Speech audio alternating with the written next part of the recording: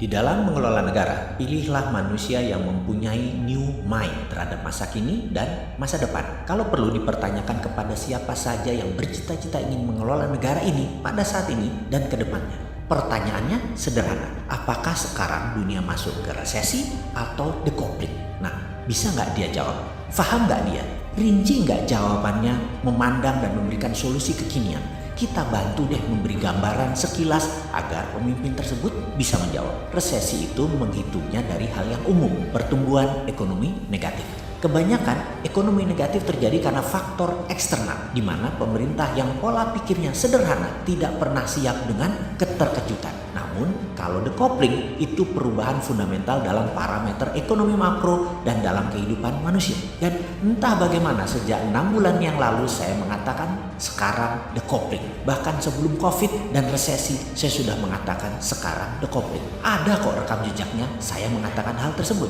Karena pendapat bahwa dunia decoupling atau bahasa sederhananya adalah keterputusan dengan masa lalu, maka kelolaan organisasi harus berubah. Untuk hal ini sejak 1 tahun yang lalu organisasi kami sudah bergeser ke arah digital secara murni, yang mana semua dibangun sejak 2018. Efek decoupling tambah COVID, tambah resesi, tambah perang Tiongkok Amerika, ini seru, ini peluang. Sebelum kita bahas peluang, kita bahas lebih dalam tentang decoupling. Saat ini ada 20% pekerjaan jenis baru yang 10 tahun yang lalu tidak ada. Misalnya profesi Chief Content Creator, jenis pekerjaan digital marketing. Itu macam-macam profesi yang 10 tahun yang lalu belum ada. Lah sosmed juga belum ada kok 10 tahun yang lalu. Masih belum semasif sekarang. Sungguh banyak profesi yang baru muncul bahkan di 3 tahun ini, misalnya yang namanya graphics designer. Dulu kerjanya hanya di dunia percetakan, di dunia media. Mendadak dunia cetakan berkurang jauh, bergeserlah mereka ke sosial media. Kebutuhan mendadak meningkat menjadi 1000% setiap tahunnya sejak 3 tahun terakhir ini. Profesinya ada sejak lama, namun mendadak menjadi kebutuhan utama. Itu siapa yang kira? Di masa depan, di tahun 2030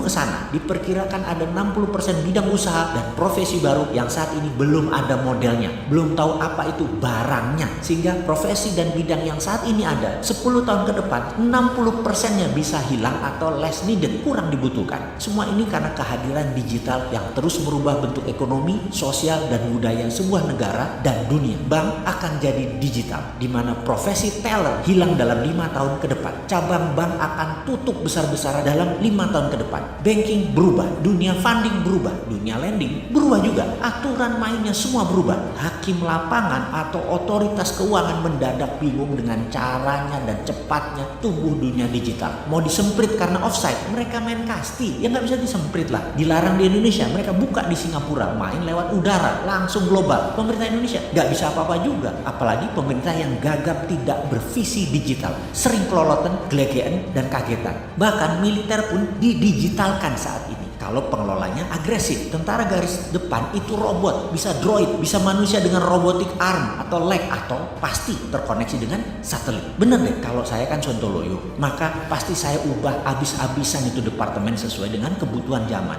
Pilar manajemen negara diwakili kementerian kita akan ubah. Ada 7 menteri utama yang mengerjakan Ipolek Sosbud Hankam. Departemen pertahanan berubah menjadi departemen perang atau Minister of War. 7 macam jenis perang harus punya deputinya. Military warfare, digital data informational warfare, economic warfare, biological warfare, dan lain sebagainya. Juga untuk Indonesia mendapatkan pemimpin terbaik, juga rapih tata kelola negaranya. Akan ada lagi yang namanya Dewan Pertimbangan Agung atau DPA. DPA adalah wakil dari para pemangku adat, ulama, dan trah Kasultanan, Keraton Nusantara. Kemudian juga akan hadir lagi fraksi TNI, Polri, dan ASN masuk DPR kembali, di mana suara di Komisi TNI, Polri, dan ASN masing-masing 5%. Semua wakil rakyat dari TNI, Polri, dan ASN adalah pejabat yang masih aktif yang bisa dipergilirkan setiap 1, 2, 3 tahun tergantung pimpinan mereka. Dalam pemilihan presiden, suara rakyat adalah 80%, suara DPR 10%, suara DPA 5%, suara MPR 5%. DPR, MPR, DPA menyetujui GBHN garis besar haluan negara 100 tahun Indonesia, di mana setiap pemerintahan yang menjabat harus mempunyai cara untuk mencapai target tersebut atau nation interest tersebut. Misalnya, GBHN Indonesia Emas 100 tahun merdeka,